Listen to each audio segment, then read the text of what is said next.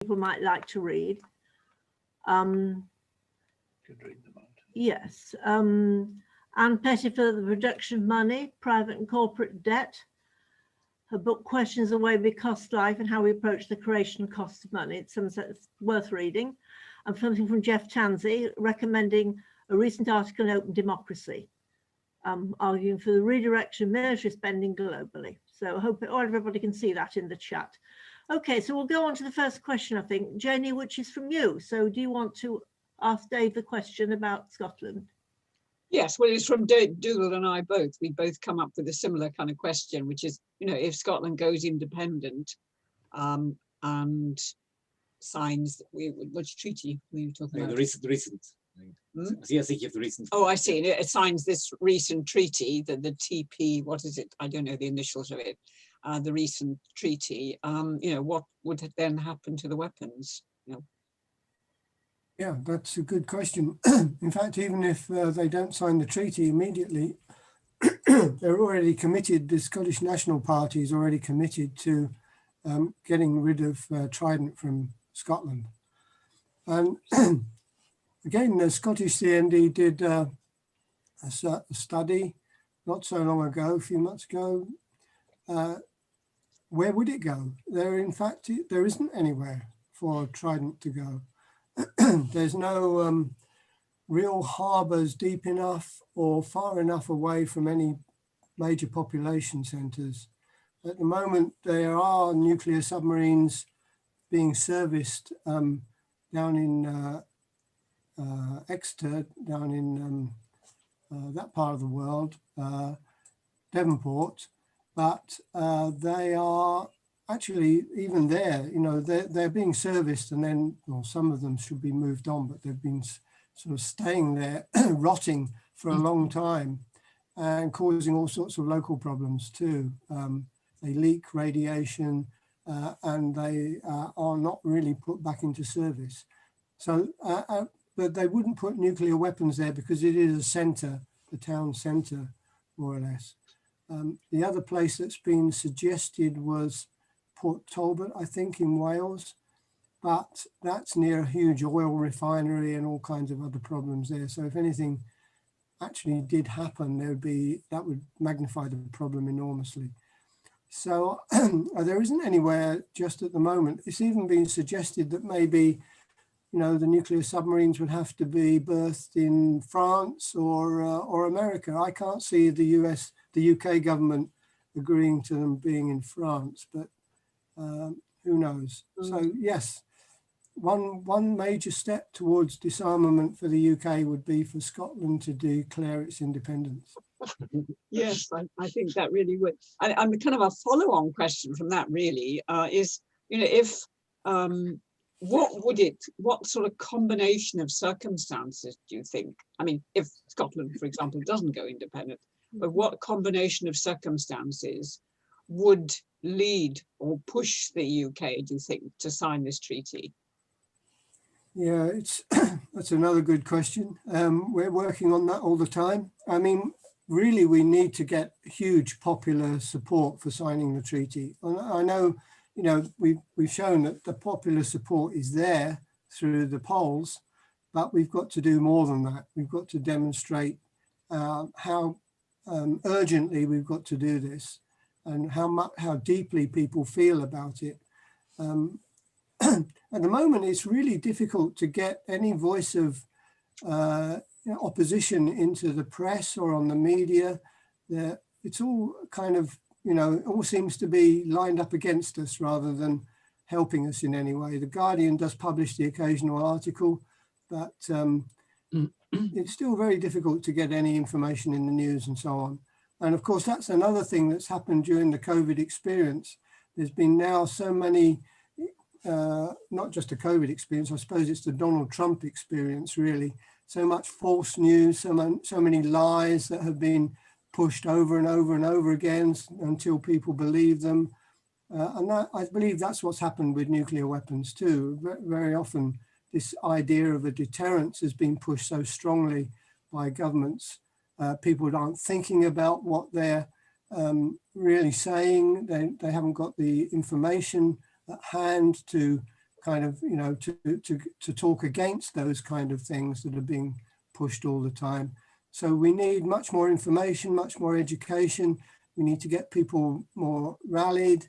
I mean, it can happen. It will have to happen, because sooner or later something absolutely disastrous is going to happen. You know, they said nuclear power was safe, and then we had Chernobyl and Fukushima and so on. So, you know, something's going to happen unless we get rid of these things pretty soon. Right, thank you. Thank you. Martin, you've got a comment here. What do you think would be a way forward? Martin Schweig. I would suggest that we need to press all our politicians to rethink what they mean by the term defence of the realm. Because if we're spending money to defend the realm, we have to actually have some idea about what is a sustainable way of doing that. And it's unlikely that military means are going to be the way. Improving our political, diplomatic skills, improving the health of our population, improving international cooperation. I can't really see that building bigger weapons of any description actually make us any safer, but maybe Dave has a view that some of them would be useful. So I don't know whether Dave would go as far as I am towards extreme disarmament, but actually positively defending the realm and taking that seriously. Or do we still need to retain some level of weaponry? Well, no, I'd probably go with you, to be quite honest, Martin. I mean, not everybody will go that far either, but I can understand that people feel that we need some form of defense, but nuclear weapons aren't a defense. They're supposedly a deterrent, but if something goes wrong with that deterrent, we're all doomed. You know, it's not like, oh, well, sorry, it didn't work. Well, try again another way. You won't have a chance to try again another way. That will be the end of it. So nuclear weapons are no solution to anything. The problem is they are seen as such. And one of the reasons why North Korea actually developed nuclear weapons is because it was really worried about being taken over by the United States and by South Korea. And it thought the only way it could possibly stop that from happening was by having nuclear weapons. And what we have to show is that that's not the only way of doing it. It probably is a way in this particular case, because if, you know, if you take the cases of Libya and some of the other countries that have been overtaken, Afghanistan, by the military, then they've been just devastated by the wars that have occurred there. And unless we can show there's another way of stopping that kind of activity from going on without having to develop nuclear weapons, and there are other ways, of course. I mean, there are some countries in the world that don't even have armies. Iceland doesn't have an armed force. So, you know, it's, why do we feel that we have to have these things that are not defending us? They're actually acting as offensive weapons, not defensive weapons. And I totally agree with you. We've got to find other ways of behaving. This is a very small planet where there's a large number of people on it. If we can't live to cooperate, if we can't work to cooperate together to make it work, then it won't work. And we'll be faced with all kinds of problems in the future. Thanks. Thanks, Deb. What about, is John Puntis wanting to ask a question? John? Yes, please, if I may do, Priscilla. Just a comment really, Dave, thank you very much for your very interesting, if somewhat depressing talk. There's lots of lessons that could and should be learned from COVID, you know, and Martin's right. One of them is if the first duty of government is to protect its people, it's not through nuclear weapons, it's through international cooperation and having a very strong and resilient health service, which is equipped to deal with pandemics. But one of the features of the pandemic, as you know, has been to outsource as much as possible to private companies. And I was slightly taken aback to learn at the end of last year that Serco held the contract to the atomic weapons establishment, which they still do until about June 2021, I think. So June this year, it's being taken away. But do you know much about that particular contract? What was involved? Well, a lot of the contracts that aren't technical are actually management contracts. So another major contract holder is Jacobs Engineering, who are, you know, there is an office of Jacobs Engineering in Leeds. In fact, we had a little demonstration outside there one time to try and draw attention to the fact that they do have this connection with military weapons. Of course, the people working in that particular office said, oh, it's nothing to do with us. We're a different part of the company. We're doing something completely different, civil engineering, not of a different type. But the whole thing, you know, that's the problem with these huge corporations own so many different types of business. They're always going to be parts of it that aren't necessarily doing the really nasty bits. Serco, though, has been involved in, I think they're also involved in Fylingdales, the radar system there that works with the US missile defense system. And maybe, I think also Menwith Hill, is that right, Martin? You might know that, whether they've been seen going in and out there. They're basically servicing, I think, contracts. The major Serco have got their fingers in many pies. They have indeed, yeah, they have, as most of these companies do. And that's why they do whatever they can in order to keep the thing going, which includes, I think, helping with these, you know, the news, the lies basically, which are published about how we must be wary of certain states, that they're all kind of waiting to invade us. I mean, one of the major things that I've come across before is that, well, if we get rid of our nuclear weapons, Russia will just walk in, you know, which is complete nonsense. I mean, how would Russia do that? Why would they do that? They have enough problems of their own. But we get always this, you know, Russia is expanding its borders, etc., etc. So we've got to counter all of that basically with logic, common sense, and actual facts, not the fiction. Right. Ray Street, would you like to ask your question? You've got your hand up. Yes, I did. Yes, thank you. I'm unmuted now. Yes, thank you very much. And thank you, Dave, for your comprehensive but reminded us of all the scary facts. I don't think I'll sleep tonight. I just wanted to point out also, since we're talking about economics and the climate emergency, the problem with nuclear energy, and I'd like Dave's comments on this because it's been pushed again by the industry, they call it the new nuclear bill, of having nuclear reactors, which will help the climate emergency, but they won't.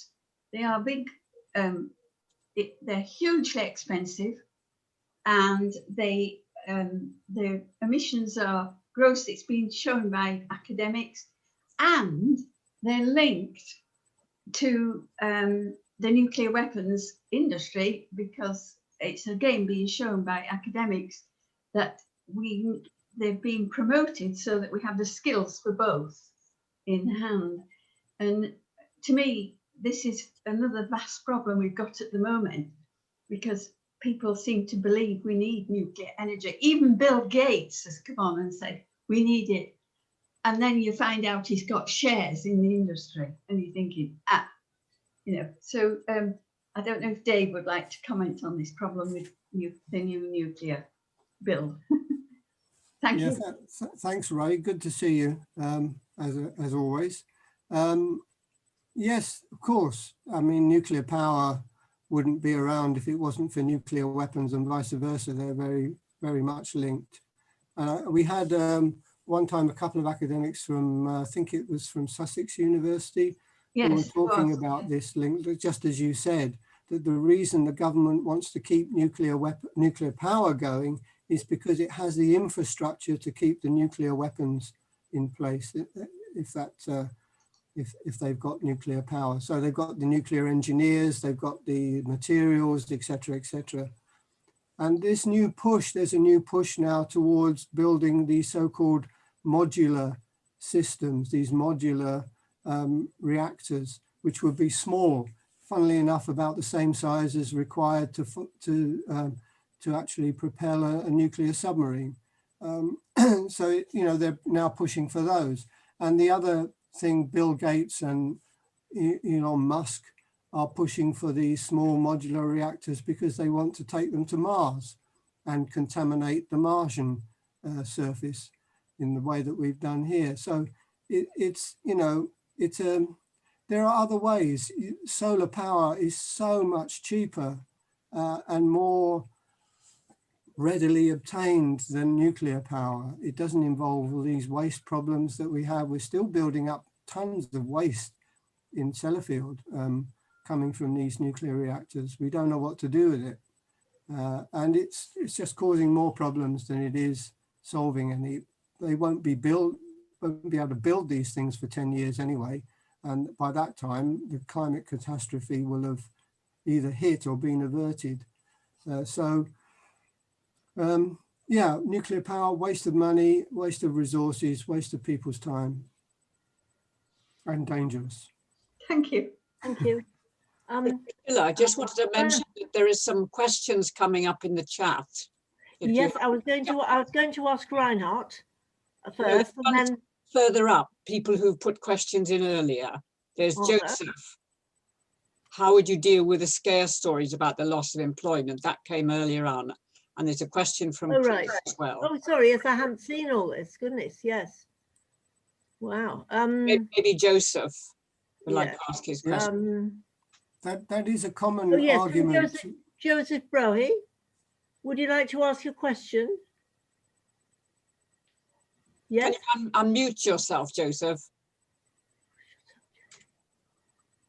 Whenever there's talk of disarmament, it's always, but look at all the jobs that you're going to lose.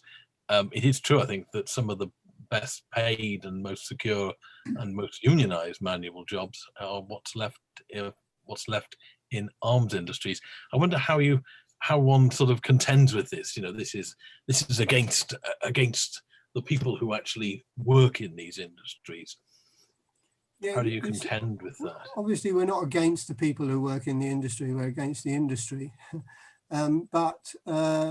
Yes, it has been a long-term argument. And really, one of the things I was trying to mention earlier was that people can be retrained to do similar types of skilled job in other areas. So this kind of green revolution that we've been talking about for a number of years to try to get more people to contribute to alternative technologies for energy production and so on, people could be moved into those kind of areas. And I know it may take some retraining, it may take a few years, but it would certainly be much more productive, much more useful to society. And I think many of the workers in the industry, obviously they're concerned about, they want to keep their livelihoods, they want to keep going. And that's why the union supports them. Not once upon a time, unions had a much wider view of things, really, and a more international view of things. I don't know if you've seen the film Ne Passeran at all, but that was a film about some Scottish workers who refused to work on the engines that were going to be sent to Chile for the dictator there to kind of basically use against the people. They refused to work on them because they recognized what was happening to the product that they were actually working on. And it's another education program, I guess, that we need to embark upon, but also give people the opportunities and also make them aware of the numbers. If you look at the numbers of people that worked in the defense industry, they're on the decline, in fact. The people who were promised these jobs for life and so on, when Trident was first constructed, that number of jobs has gone down over the years, not up. So they're actually not safe, particularly. Their way of life is not particularly safe in this particular production. So those kind of things need to be more understood as well.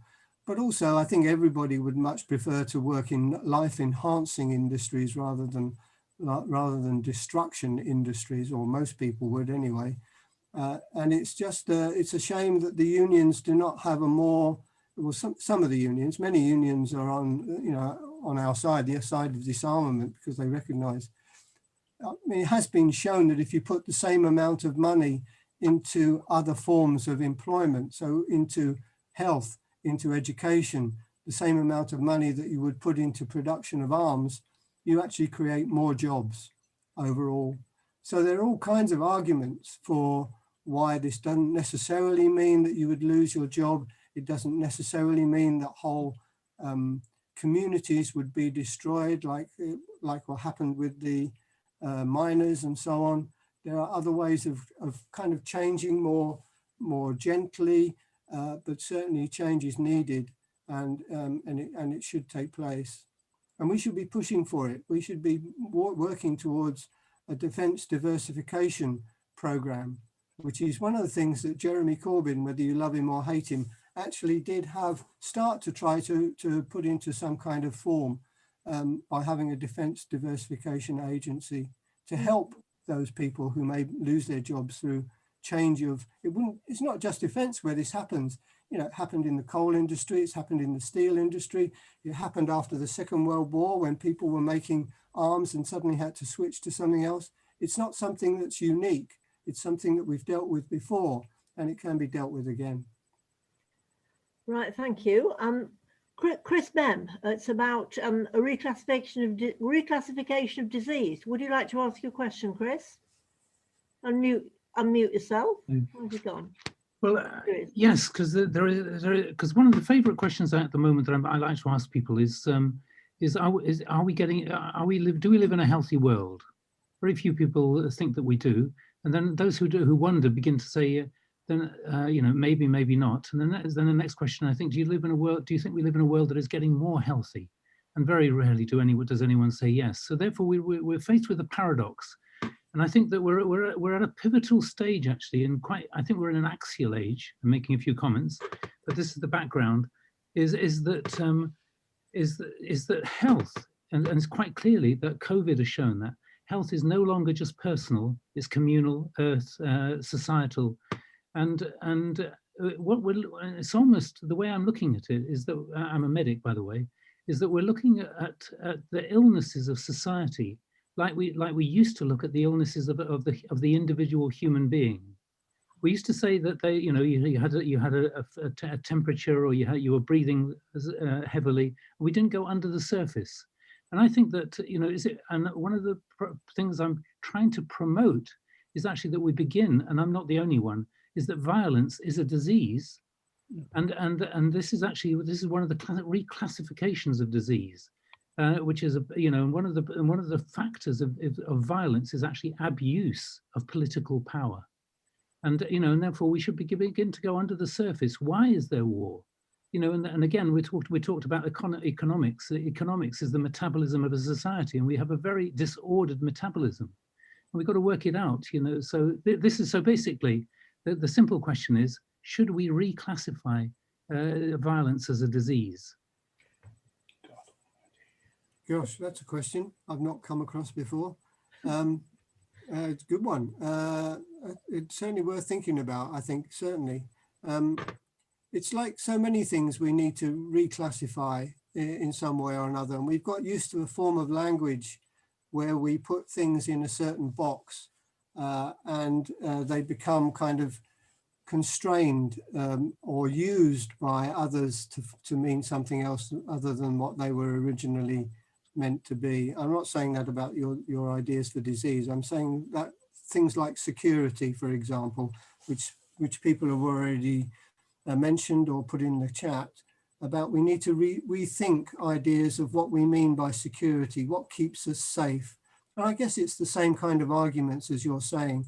Are we going to be a diseased society which is suspicious of others, which is not able to build up the kind of normal human relationship across borders which is, you know, you would experience in families, but you're not allowed to feel the same way against other human beings elsewhere for some arbitrary reason, really. I mean, I think you're right. There is a kind of a disease associated with it, and it is catching as well. It can pervade in the same way as the virus did, the COVID virus.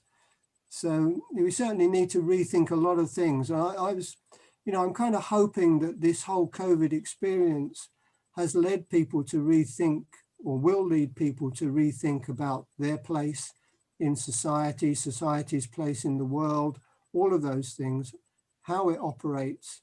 Does it operate successfully? Does it operate in a healthy way, as you say? Or could it be better?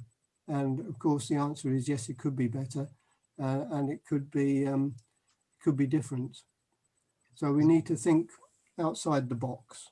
Yeah, because one of the things I'm directing my thoughts to is, what is actually healthy human being? And this bit about, and that takes us to the Anthropocene, all sorts of things. And at the moment we have biosciences. I'm suggesting that we actually have biophilosophy, which takes us to healthy human being. And also, very importantly, we have biopolitics. What is the politics of life? You know, and what is life and health affirming? And recognizing that, there's just so much actually in that, that realm.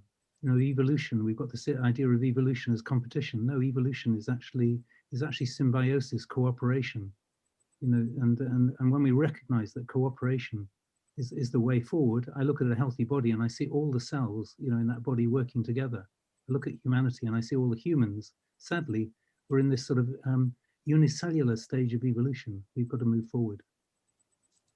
Well, that's a very interesting point, isn't it? It's very wide-ranging. Reinhard, do you want to come in and say what? And then Andy Beck after. Yes, right. A question in the chat. Yes, Reinhard. Yeah, I mean, if Andy was first, I'm happy to wait. All right, Andy, where is he? Where is Andy? Is there any possibility that the structure of the United Nations could change so that nuclear nations will be excluded from the Security Council rather than being permanent members? Well, that's a good question. And people have been trying to reform the United Nations for a long time. I would like to see that. Yes, it would make an awful lot of sense. But things that make an awful lot of sense don't always happen, unfortunately. But that is, so the UN, although it's not perfect, is the only real kind of international forum we have to try to develop alternative ways of cooperating, of solving conflicts without violence, etc.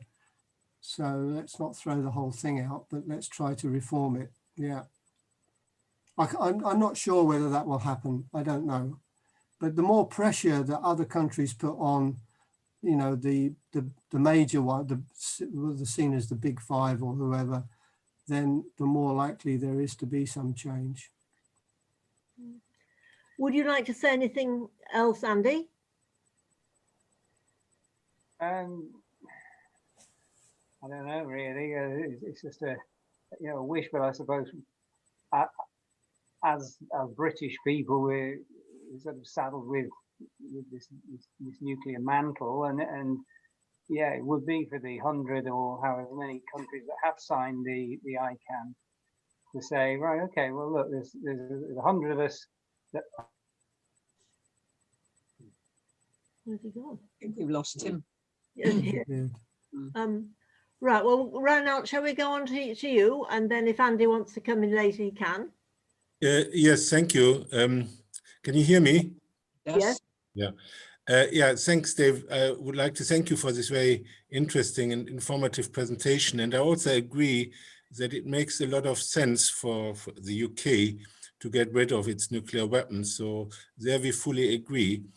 My question is probably a bit difficult. I mean, the question is, has CND or your group a plan or a strategy how global nuclear disarmament could happen? I ask this question because, I mean, a bit linked to what Chris said about the disease of violence, we have plenty of what I call power junkies of politicians in the world.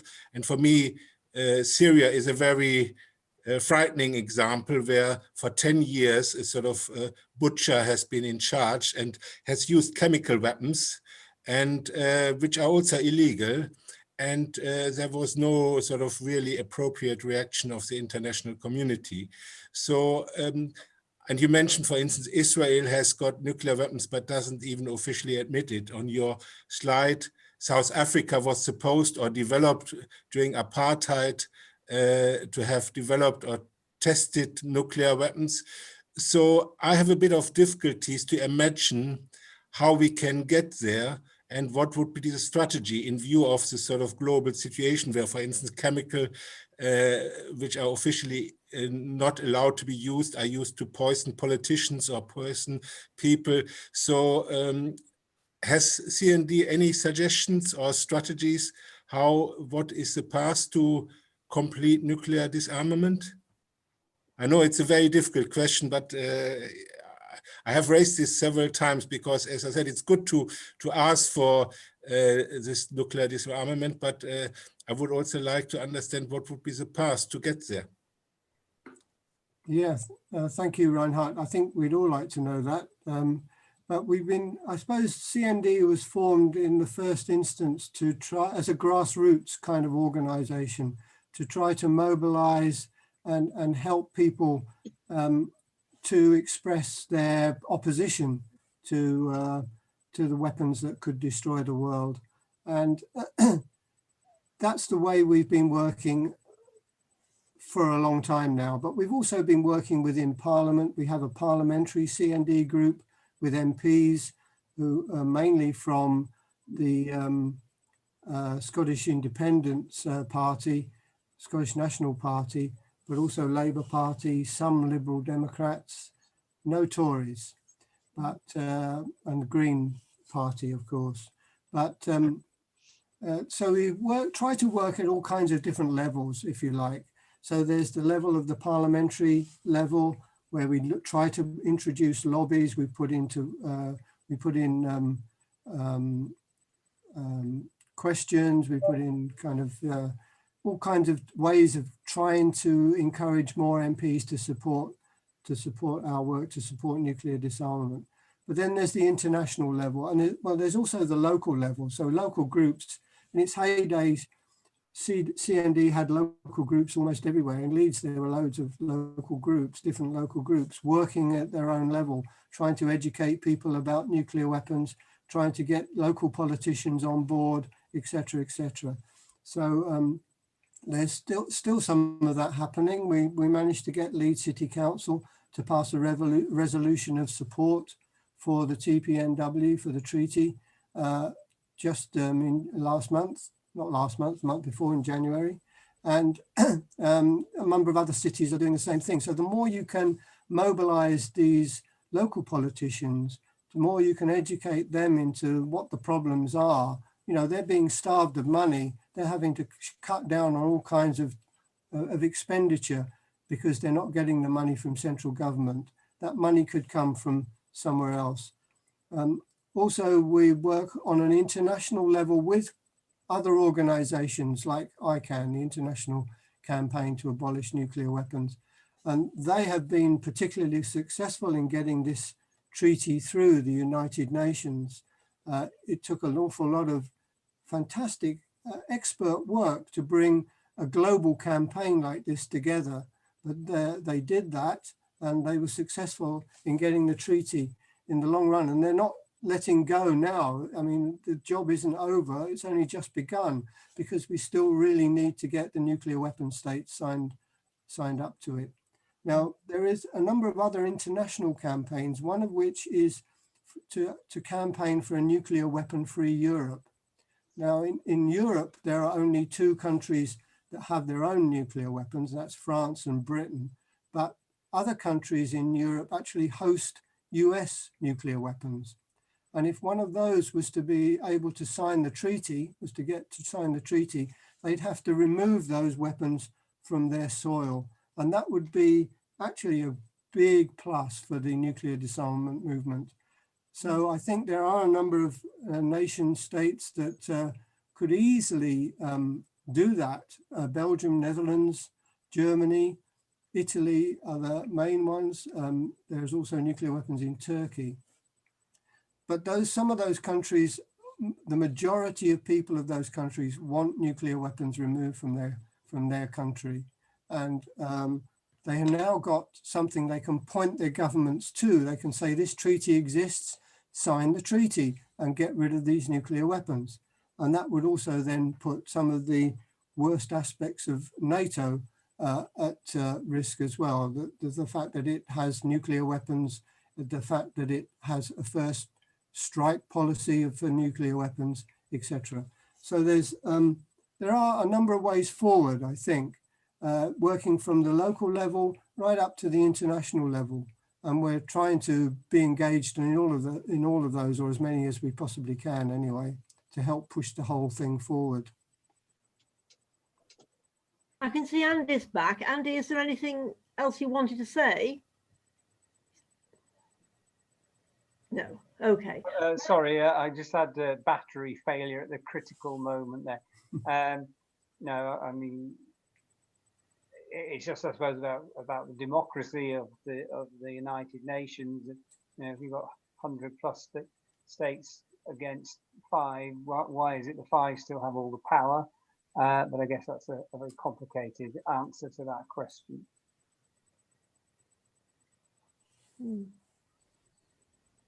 Right. Reinhard, did you want to say anything more? As you've still got your hand up. Oh, sorry, no. No, I mean, I could. I mean, I appreciate it's a very difficult question, and I mean, I was more thinking about the international context and what to do if certain states or certain people threaten to use them, and in order to achieve certain things. But anyway, it's a very difficult question. Okay. Well, could I ask you something, Dave, which is that the British government have rejected, the reason they say they won't sign the latest United Nations, the TPR, is because they say it undermines the Non-Proliferation Treaty.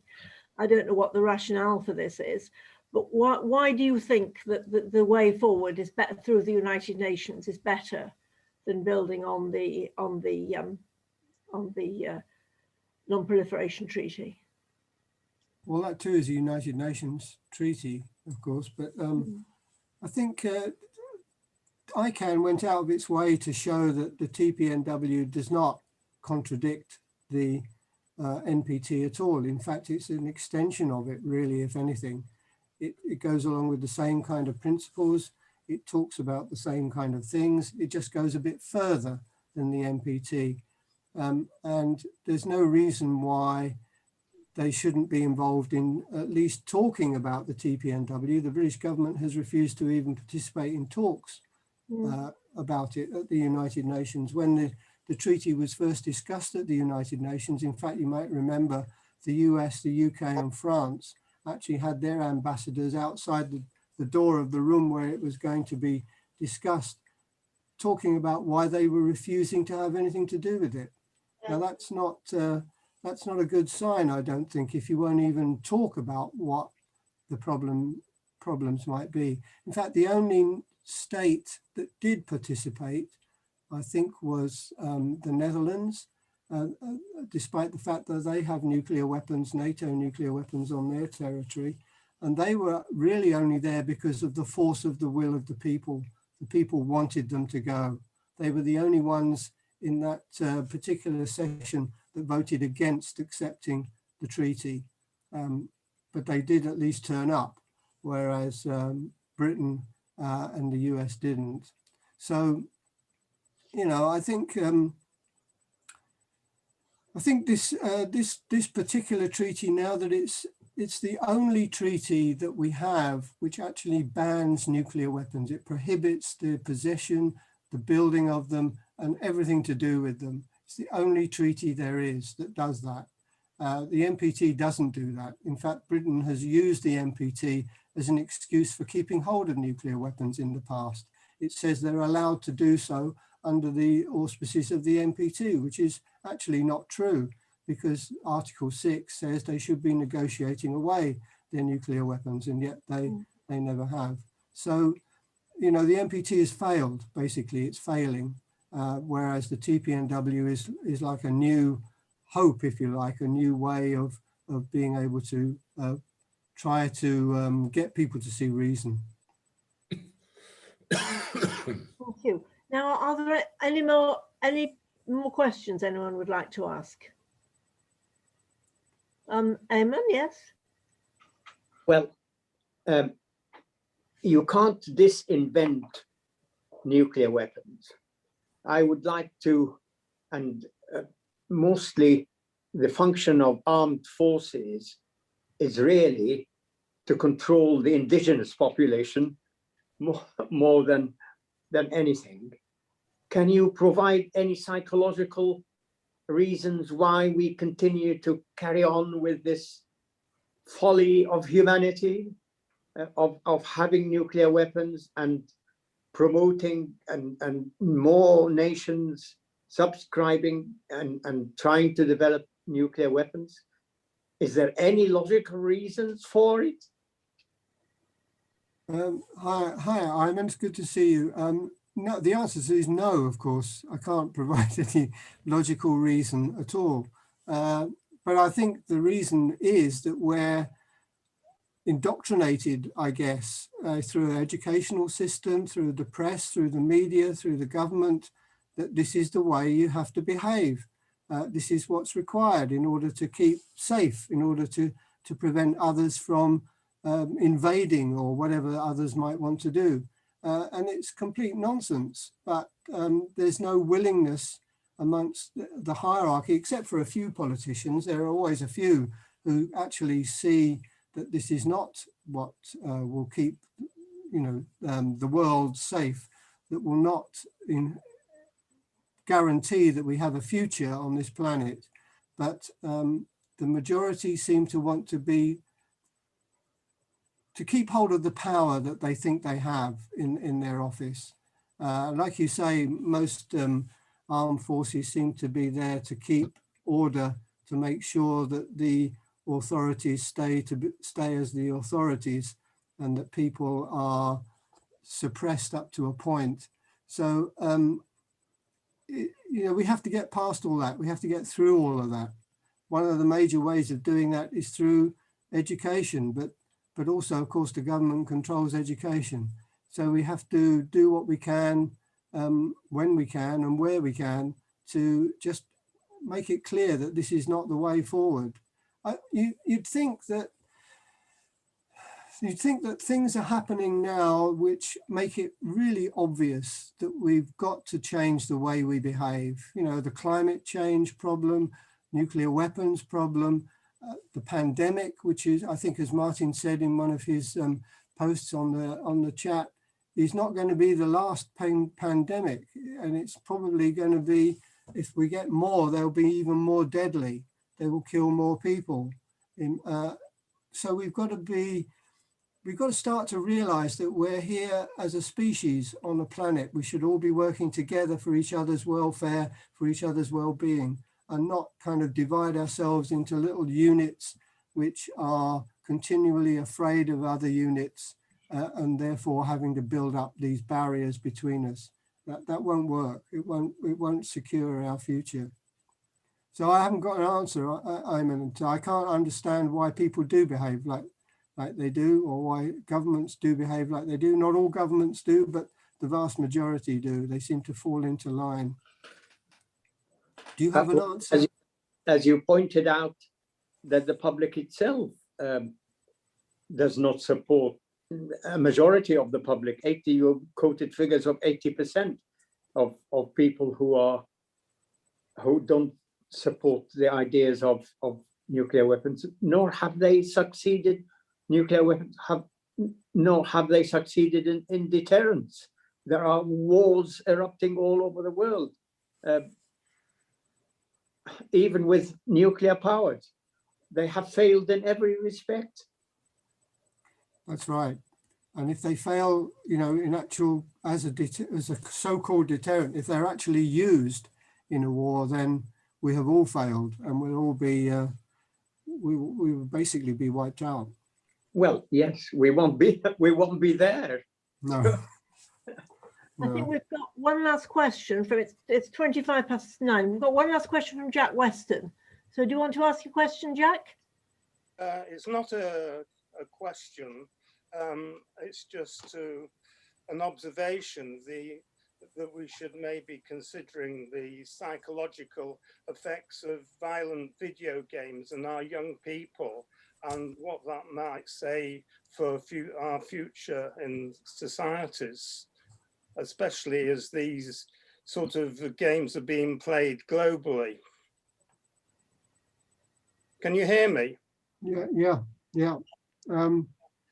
Yeah, I think, well, you're right to some extent. I don't know how much that actually those games do put people into different frames when they're, you know, in ordinary life. But it is a sign that we kind of accept these things much more readily than perhaps we should. We accept violence, we accept force, we accept the military much more than is logical in a way.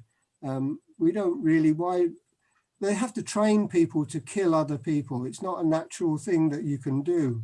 So it's not certainly not good, not a good state of, you know, if it was like a thermometer that could measure the temperature, the state of your health, of the society's health, it would not be showing a positive sign at the moment. We are tending towards a more fractioned, more split society, which seems to advocate more violence than it should, than it needs to. So I don't know whether computer games are the entire problem, but they're probably a symptom that come through of how society is changing to accept these things more readily. Right. Well, thank you very much, Dave, for a really very interesting talk. Really very good. Thank you very much indeed. So can we all show our appreciation in the standard way? People are unmuted. Thank you very much. I'm sorry if I went on too long. No, not at all. And before we stop to end the meeting, well, I think the next meeting is going to be, Janie, do you want to say a little bit about the next meeting? Yes, I'll just tell people. So it'll be on the 6th of April, and it's Dr. Andrea Barry from the Rowntree Trust, Joseph Rowntree Trust. And the title is The Coronavirus Storm, Exposing Pre-Existing Insecurity for People in Poverty in the UK. So I think drawing on some very interesting data and very relevant to the current situation. So that will be on April the 6th. Okay, so hope everybody can come, and thank you all very much for coming. Thank you very much. Thank you, Dave. Yeah, very interesting. Yeah, thank you. Good night. Good night. Good night. Thank you. Good night. What was the hand? Was that saying Jack Weston. goodbye? Oh no, it's just people.